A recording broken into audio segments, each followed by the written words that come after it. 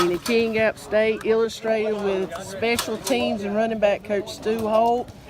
Coach, y'all have been outstanding on special teams through the first 3 games. What are you guys doing? Well, we got good players. I mean, we got guys that are playing really fast, doing their jobs. You know, everybody bought in, 11 guys, working for the same goal. So it's paid off for us. Special teams, practice time, how much time do y'all spend on special teams during summer, fall, and currently now?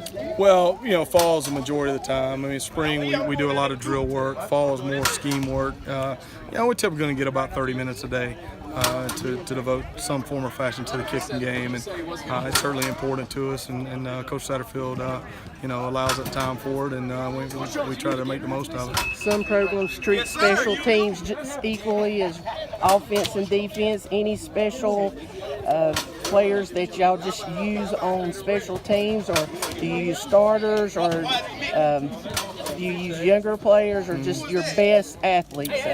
We have a mixture. I mean, there's certain teams that we're going to play more older guys. Other ones will play some younger guys. It's a good mixture. It is an area where if you got a young guy who's maybe a backup that can run well and cover some space, and it is an opportunity to play for a lot of those guys. So it's just a mixture of whoever we think can fill the void. Had a special teams touchdown in each game. First one was Darrington Evans, kicked off the season with that kickoff return, and then you got Thomas Hennigan returning a punt, and then this past week Clifton Duck and Stephen Jones, I guess you would call that a return of a block punt. Yeah. 2 block punts in the game. Right. Comments on those guys? Yeah, I mean, all of them are very talented, very explosive. None of those plays happen without everyone pitching in. Stephen is very quick off the edge and was able to get in on a couple plays. And DeMarco Jackson's a guy, Tim Frizzle's a guy that kind of helped set that up. Ryan Huff, Caleb Sperlin. I mean, a lot of guys pitched in on that. And then, on the return game, I mean, you got to have all 11 guys pulling their weight. And then, as a matter of fact, Stephen, on Thomas's return, makes 2 blocks. He ends up blocking the punter towards the end.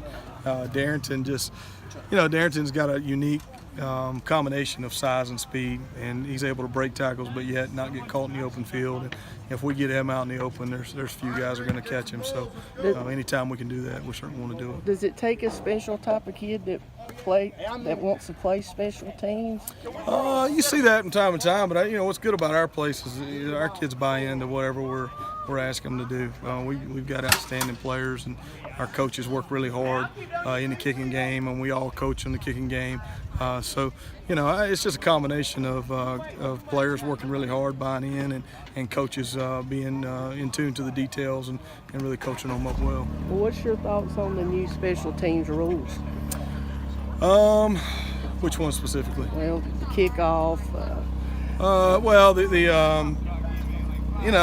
The fair catch deal can benefit you. It just depends. I mean, if you're facing a team that can really run and the guy's hanging it up there a long time, and it's hard to argue not to just take the ball to 25.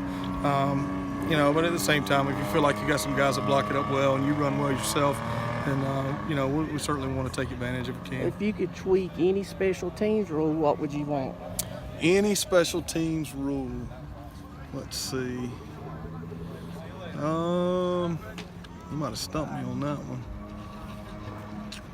Let me think for a second. I think that I do think the deception deal that North Texas put off against Arkansas, I do think that's been in the rules quite a bit.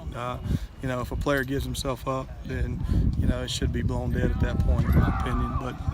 But it's certainly exciting to see. But I guess that would be one. Okay.